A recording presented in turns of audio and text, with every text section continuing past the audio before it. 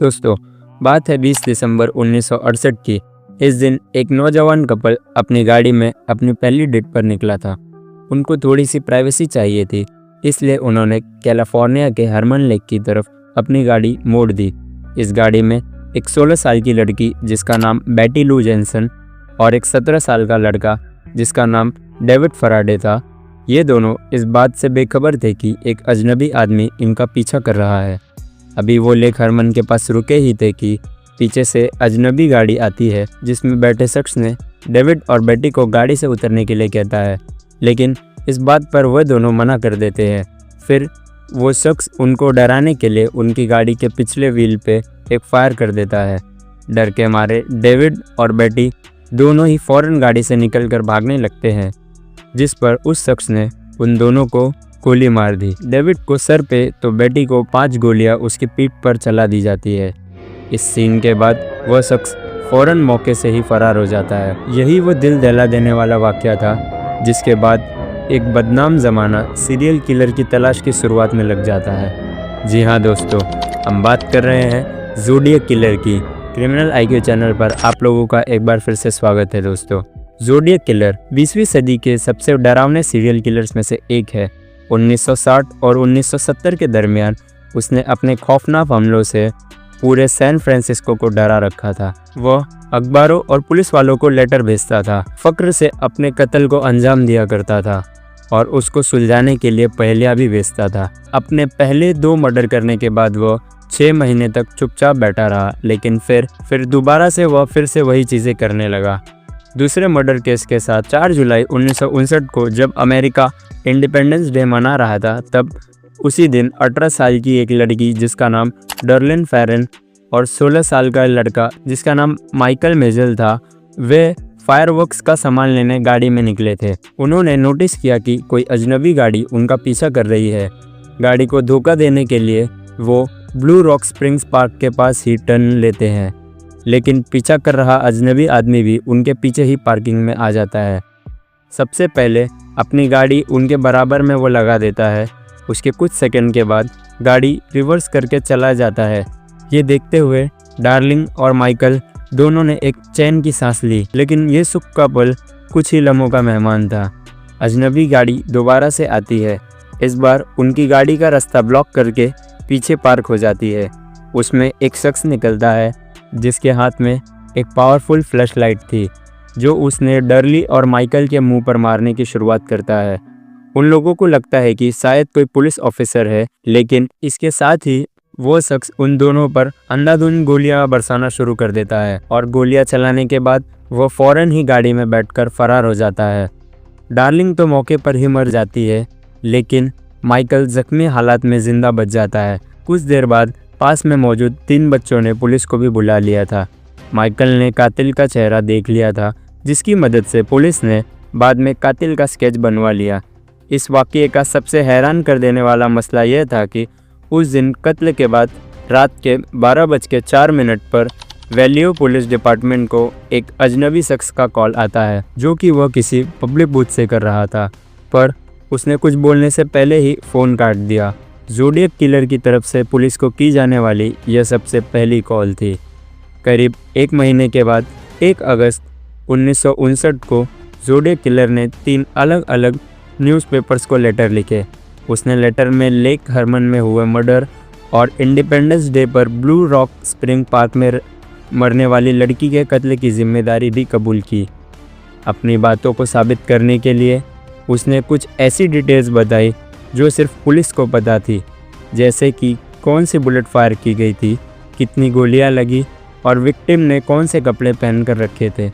Letter के साथ zodiac killer ने एक इनकोडेड मैसेज भी साथ में ही भेज दिया था और उस किलर ने यह डिमांड की थी कि उसके अगले दिन न्यूज़पेपर में छप जाना चाहिए, वरना वह इसी तरीके से कत्ल करता रहेगा। उसका कोड इनकोडेड साइबर कैफ़े को भेज दिया जाता है डिकोडिंग करने के लिए, लेकिन फ़िलहाल यह साइफ़र क्रैक नहीं हो पाता है।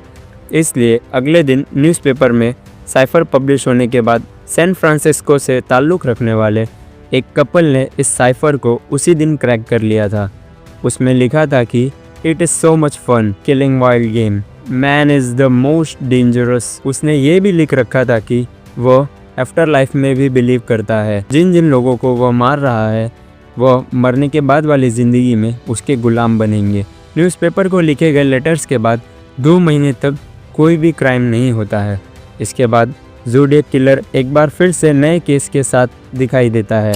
27 सितंबर 1959 को एक कॉलेज का कपल पिकनिक मनाने बेरी एसा लेक के किनारे पर मौजूद था। ब्रायन हार्टनेस और सिसिलिया शेप उन्होंने नोटिस किया कि एक आदमी उनके करीब आ रहा है। उसने काले कलर की हुडी पहन रखा था जिस पर ज़ोडिएक का सिंबल बना हुआ था। करीब आते ही ज़ोडिएक ने अपनी गन निकाली और कपल से पैसे और गाड़ी की चाबियां मांगी। ब्रायन के पास उस वक्त 75 सेंट्स थे जो उसने गाड़ी की चाबी के साथ उसको दे दिया। इतने में उसने ब्रायन को गाड़ी की चाबी वापस की और बंदूक के ज़ोर पर उन दोनों के हाथ रस्सी से बांध दिए। फिर उसने अपना चाकू निकाला और दोनों पर लगातार कई वार किए। यह सोचते हुए कि दोनों मर गए हैं, ज़ोडिएक किलर वापस गाड़ी की तरफ गया और कपल की गाड़ी पर एक मैसेज लिखकर वहां से फरार हो गया।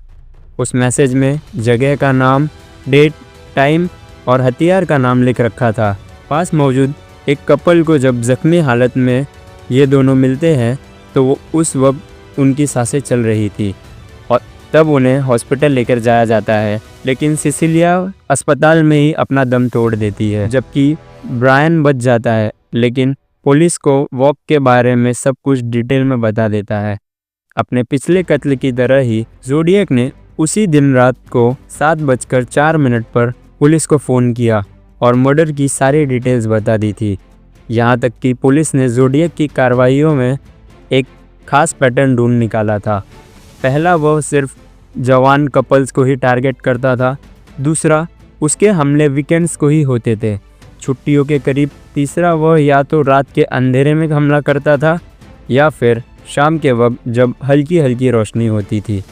चौथा, वह जो भी कत्ल करता था उसको फ़क्र से बताया करता था, जैसे कि अथॉरिटी को चैलेंज कर रहा हो और ताकि आए और मुझे पकड़ ले। पाँचवा, ज़्यादातर मर्डर वहीं किए जाते हैं जो जाने माने डेटिंग पॉइंट्स थे। छठा, ज़्यादातर मर्डर गाड़ी में किए जाते थे।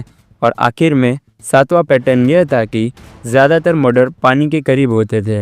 इन 7 पैटर्न में से यह जाहिर होता है कि शायद ज़ोडिएक किलर को मोहब्बत और मोहब्बत करने वालों से नफ़रत है या उसकी लड़कियों से कुछ खास ज़्यादा नफ़रत है, क्योंकि पिछले 3 में से 2 हमलों में लड़के तो बच गए थे। हालांकि पुलिस को इस बात की बिल्कुल भी भनक नहीं थी कि ज़ोडिएक का अगला टारगेट इस पैटर्न को तोड़ने वाला है। पिछले मर्डर से सिर्फ 2 हफ्ते बाद 11 अक्टूबर 1959 को ज़ोडिएक ने पॉल स्टीन नाम के एक कैब ड्राइवर को रात के 9:30 बजे रोका और उसे प्रेसिडियो हाइट्स की मैपल स्ट्रीट जाने को कहा। ड्राइवर जब अपनी मंजिल पर पहुंच गया तो ज़ोडिएक ने पहले गाड़ी रुकने का इंतज़ार किया और फिर पॉल स्टीन को पॉइंट ब्लैंक रेंज से शूट कर दिया। उसके बाद ज़ोडिएक उतरकर आगे पैसेंजर सीट पर बैठ गया। पॉल की शर्ट का एक पीस काटकर अपने साथ ले गया। इस मर्डर के दौरान पास मौजूद बिल्डिंग के 2nd फ्लोर पर 2 बच्चे ये सारा मंजर देख रहे थे। उन्होंने फ़ौरन पुलिस को इन्फॉर्मेशन दे दी और फ़ौरन ही मैपल स्ट्रीट का रुख किया और रास्ते में उनका टकराव ज़ोडिएक किलर से होता है। वह हल्की धुंध के बीच पैदल चल रहा था। अब क्योंकि पुलिस किसी काले रंग के शख्स को ढूंढ रही थी, इस वजह से उनका ज़ोडिएक पर ज़्यादा शक नहीं गया क्योंकि वह ब्लैक नहीं था। पुलिस ने ज़ोडिएक से रुक कर पूछा कि क्या तुमने इस एरिया में कुछ अजीब सा देखा है। आगे से ज़ोडिएक ने बताया कि अगली गली में एक शख्स गन लहराता हुआ गया है, लिहाजा पुलिस जल्दबाजी में उसी डायरेक्शन में चली जाती है। हालांकि पुलिस ऑफिसर्स अगर उतरकर ज़ोडिएक को देखते तो उसकी जैकेट पर खून के धब्बे नज़र आ जाते। ज़ोडिएक एक बार फिर से पुलिस की निगरानी से भागने में कामयाब हो जाता है, लेकिन पुलिस को पॉल स्टीन की गाड़ी से ज़ोडिएक के फिंगरप्रिंट मिल जाते हैं। कुछ दिनों बाद ज़ोडिएक ने न्यूज़पेपर को दोबारा से लेटर्स लिखे और पॉल स्टीन की हत्या और सारा किस्सा हूबहू बताता है। साथ में सबूत के लिए पॉल स्टीन की शर्ट का पीस भी भेज देता है। उसने स्कूल बस पर हमला करने की भी धमकी दी थी। इस धमकी से पूरा एरिया खौफ की लहर में दौड़ गया था। और पुलिस ने अगले कई हफ्तों तक सारे सरकारी और गवर्नमेंट स्कूलों को बंद करवा दिया था और उसके साथ में ही सारे स्कूल बसेस का पीछा करना भी शुरू कर दिया था। लेकिन स्कूल बस पे कभी भी कोई हमला नहीं हुआ। जिन बच्चों ने ज़ोडिएक को देखा था उनकी मदद से ज़ोडिएक का एक नया फ्रेश स्केच बनकर तैयार हो जाता है। तमाम टैक्सी ड्राइवर्स के बीच फैला दिया गया यह इस बार ज़ोडिएक के एक नए तरीके से मैदान में उतरा। टैक्सी ड्राइवर को मारने के ठीक 10 दिनों के बाद 22 अक्टूबर 1959 को ज़ोडिएक ने ऑकलैंड पुलिस डिपार्टमेंट को फ़ोन किया और कहा कि वह मेल्विन बेली, जो कि उस वक्त एक जाने माने वकील थे, उनसे टीवी शो में बात करना चाहता है। ये चैनल 7 का टॉक शो था। उस दिन उस वक्त सबसे पहले ही शुरू हो गया। कुछ देर वेट करने के बाद ज़ोडिएक ने कॉल किया लेकिन फ़ोन काट दिया गया। जब अगली बार उसने फ़ोन किया तो यह कॉल ज़्यादा टाइम तक नहीं चला। इस कॉल में ज़ोडिएक ने अपना नाम सैम बताया। पूरे शो के दौरान 35 बार उसने कॉल किया, जिनमें से सिर्फ 12 ही ऑन एयर हुई कॉल्स के दौरान वकील ने कुछ सवालात किए जिस पर सैम उल्टे सीधे जवाब देता रहा। बाद में पता चलता है कि यह कॉल ज़ोडिएक ने नहीं की थी, क्योंकि जिन लोगों ने ज़ोडिएक की असली आवाज़ सुन रखी थी उन सब ने कहा कि यह ज़ोडिएक की आवाज़ नहीं है। इन्वेस्टिगेशन से मालूम पड़ता है कि यह कॉल नेपा स्टेट हॉस्पिटल में मौजूद किसी मेंटल पेशेंट ने किया था। टीवी शो ट्रॉमा के चंद हफ्तों के बाद न्यूज़पेपर को ज़ोडिएक की तरफ से 2 और लेटर्स रिसीव होते हैं। इन लेटर्स के बीच में एक इनकोडेड साइफर था। वह न्यूज़पेपर में दोबारा से पब्लिश करवाना चाहता था। पहला साइफर, जो कि एक ही दिन में क्रैक हो गया था, इस बार वाला काफ़ी ज़्यादा मुश्किल था, जो अगले 50 सालों तक डिकोड नहीं हो सका। चंद साल पहले 2020 में 3 कोड ब्रेकर्स ने कंप्यूटर सॉफ्टवेयर की मदद से इस साइफर को डिकोड किया। इस साइफर में ज़ोडिएक ने अपने बारे में तो कुछ नहीं बताया था, ना ही कुछ इम्पोर्टेंट क्लू दिया था, बल्कि ये ज़रूर कहा था कि टीवी टॉक शो में कॉल करने वाला कॉलर मैं नहीं था। जबकि साइफर के साथ जो लेटर उसने न्यूज़पेपर एडिटर के नाम से लिखे थे, उसमें पुलिस को आखिरकार एक क्लू मिल जाता है और इस बार वह पुलिस को धमकी दे रहा था कि उसने एक बॉम्ब बना लिया है जो उसके बेसमेंट में पड़ा है। कई पेजेस पे लिखे जाने वाले इस लेटर में काम की बात सिर्फ इतनी थी कि अगर ज़ोडिएक किलर वाकई सच बोल रहा था तो इसका मतलब यह होता है कि ज़ोडिएक किसी अपार्टमेंट में नहीं बल्कि घर में रहता है जहां बेसमेंट हो सकता है, और उस वक्त बेसमेंट बे एरिया में इतना कॉमन नहीं था। यानी ज़ोडिएक बे एरिया में नहीं रहता है। अपने घर में बेसमेंट का बताकर शायद ज़ोडिएक ने एक गलती कर दी थी। इन लेटर्स के 5 महीनों के बाद 22 मार्च 1970 को ज़ोडिएक ने हाईवे 132 पे कैथलीन जॉन्स नामी खातून को किडनैप करने की कोशिश की, लेकिन खुशकिस्मती से वह जान छुड़ाकर भाग निकलती है। जब पुलिस ने कैथलीन को ज़ोडिएक का स्केच दिखाया तो उसने फ़ौरन उसको पहचान लिया। अगले 4 सालों तक ज़ोडिएक कई लेटर्स और साइफर्स भेजता रहा, लेकिन किसी में भी वह मर्डर की डिटेल बताता तो किसी मूवी के रिव्यू लिखता था।